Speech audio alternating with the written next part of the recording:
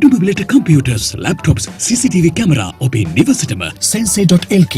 චීනයේ ආධිපත්‍යය ලංකාවට ඇතුල් වෙනවයි කියන කතාව තමුන්නාන්සට මතක ඇති එදා අපි කතා කරා. අපි කිව්වා එදා මේ රට චීන කොලනියක් කරන්න මේ හදන්නේ කියන චෝදනාව එදා රාජපක්ෂ පාලනයට එල්ල වුණා එක මතකයි.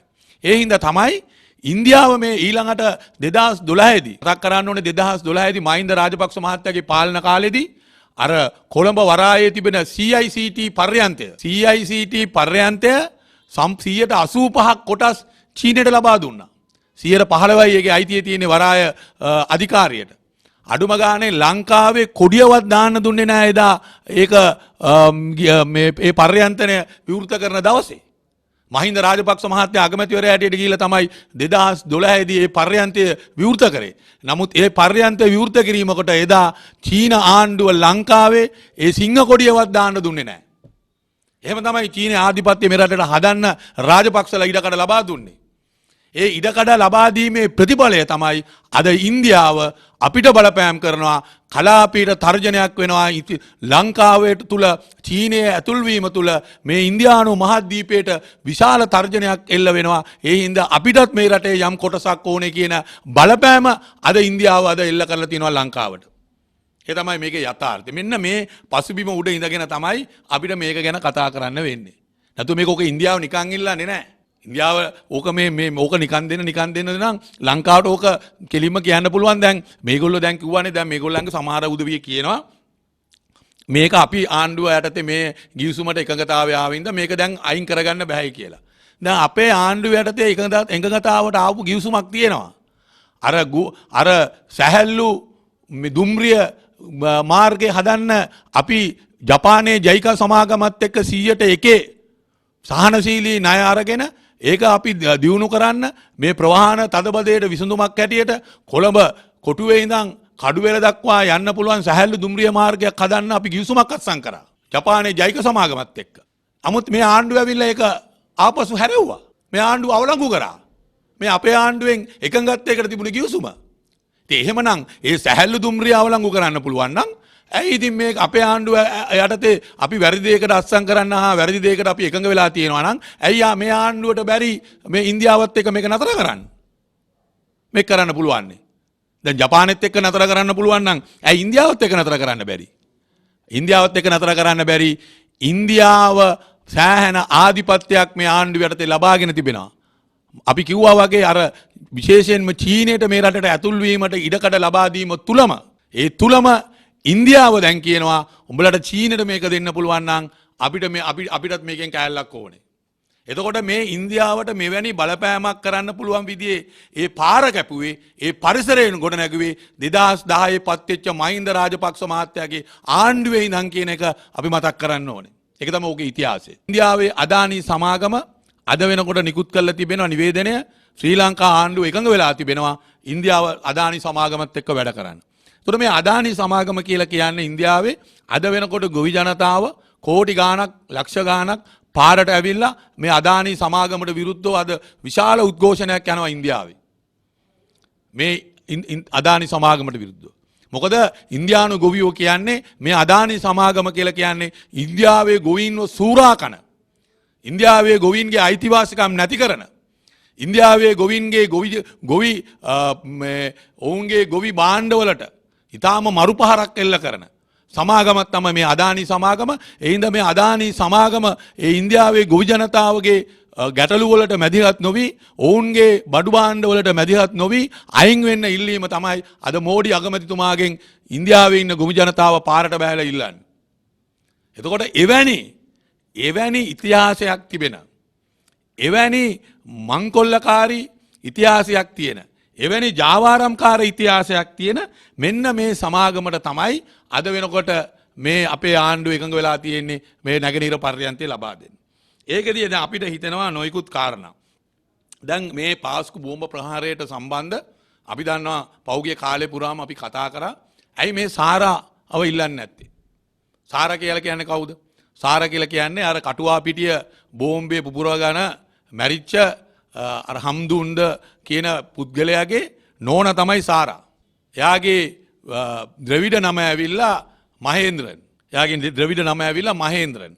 එතකොට මේ ද්‍රවිඩ නම තමයි එතුමිය සාරා ජෙස්මින් කියලා කියන්නේ. එයාගේ මේ ඒ කාන්තාවගේ ඒ පුලස්තනී මහේන්ද්‍රන්. එයාගේ නම පුලස්තනී මහේන්ද්‍රන්.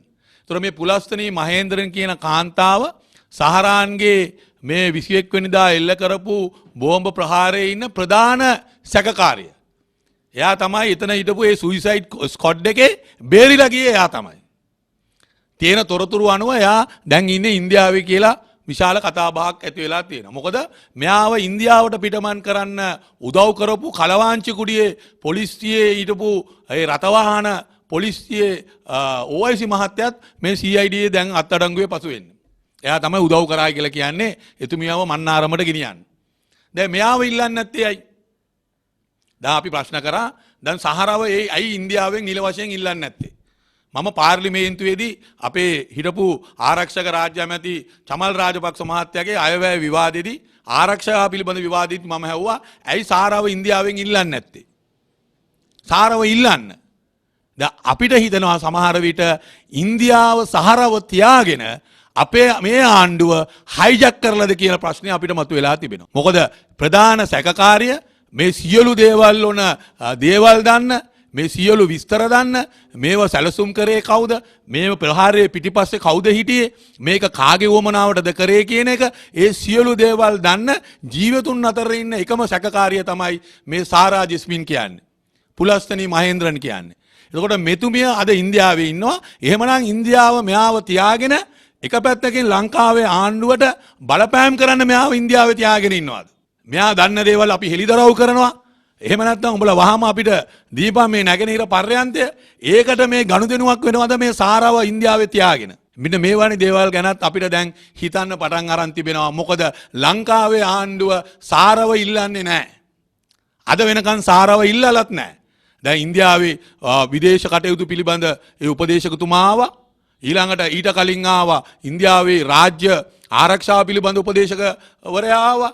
ඒ දෙගොල්ලම ලංකාවට ආවා. ඒ දෙපාවතේවත් ලංකාව නිල වශයෙන්ම මේ සාරාව වහාම බාර දෙන්න මේ පාස්තු ප්‍රහාරයේ ඉන්න ප්‍රධාන සැකකාරී එතුමියගෙන් හුඟක් දේවල් අපිට මේ කරුණු හොයාගන්න පුළුවන් කියන ඉල්ලීම මේ ලංකාව ආණ්ඩුව කරේ නැහැ.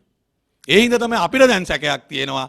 ඉන්දියාව සාරාව තියාගෙන ලංකාව ආණ්ඩුවට අනියම් ආකාරයේ බලපෑමක් කරනවාද නැගෙනහිර පර්යන්තය ලබා ගන්න. උදා වෙලා මේ ආණ්ඩුව බලයට ගෙනාපු උදවියම අද පාරට බෑලා මේ ආණ්ඩුවේ ප්‍රතිපත්ති වලට විරුද්ධව අද උද්ඝෝෂණය කරන්න පුළුවන් කාලය හා පරිසරය අද උදා වෙලා තිබෙනවා. ඒක අපිට කියන්න තියෙන්නේ දෛවයේ සරදමක් හැටියට අපිට මේක දකින්න සිද්ධ වෙලා තියෙනවා. මේ පිළිබඳව කොමිසමකුත් තිබුණා. දැන් කොමිසම මම හිතන්නේ වැඩ කටයුතු ඉවරයි. ඔව්. ඒතකොට මේ කොමිසමටවත් මෙයාව ගේන්න ඕනේ කියලා කොමිසමේවත් යම්කිසි ඉල්ලීමක් තිබුණ නැද්ද ඔබතුමා දන්නවද? මම කොමිසමට සාක්ෂි දෙන්න ගියා. මම සාක්ෂි දෙන වෙලාවේ මගේ සාක්ෂියේදී මම කොමිසමට කිව්වා සහරාව වහම ගෙන්නන්න, පුලස්තනී මහේන්ද්‍රන්ව ගෙන්නන්න, ආණ්ඩුවට කියන්න නිල වශයෙන් ඉන්දියාවෙන් ඉල්ලීමක් කරන්න කියලා, පුලස්තනී මහේන්ද්‍රන් නොහොත් සාරා ජෙස්මින්ව වහම බාර දෙන්න කියලා. මම ඒ ඉල්ලීම අපේ කොමිසමේ සාක්ෂි දෙනකොට එහි හිටපු ඒ ප්‍රධාන විනිශ්චයකරු මණ්ඩලයට මම දැනුම් දුන්නා. ඔවුන් මගෙනුත් ඇහුවා ඔබතුමා කොහොමද දන්නේ සාරා ඉන්දියාවේ ඉන්නේ කියලා. මම කිව්වා සාරාද ඉන්දියාවේ ඉන්නවයි කියලා මාධ්‍යවල පළ වෙලා තිබෙනවා. දැන් ඇයි ඉන්දියාව දැන් ඔය සාරාගේ ප්‍රශ්නේ මේ නැගෙනහිර ජටියට ගන්න මොකද්ද? දැන් අපිට පේන දේ තමයි දැන් ජනාධිපතිතුමා කියනවානේ මේක අපිට දෙන්නම වෙනවා කියලා. ජනාධිපතිතුමා මොකද කියන්නේ? අපිට දෙන්නම වෙනවා කියලා කියනවා. ජනාධිපතිතුමාගේ ගෝලබාලය මොකද කියන්නේ? කවුරු විරුද්ධ වුණොත් අපි දෙනවයි කියලා කියනවා. ඒකනේ ඔය කියන්නේ. දැන් ඔය කට්ටිය ඔක්කොම කතා බලනකොට අපිට පේනවා හරිය අසරණ වෙලා ඉන්නේ. ඉතින් අපි අහන්නේ ඇයි ඉන්දියාවේ ඉස්සරහා අසරණ වෙන්නේ? මේ ආවේ මේ කොන්ද පණ තියෙන ජනාධිපතිවරයෙක් හදන්නනේ ආවේ.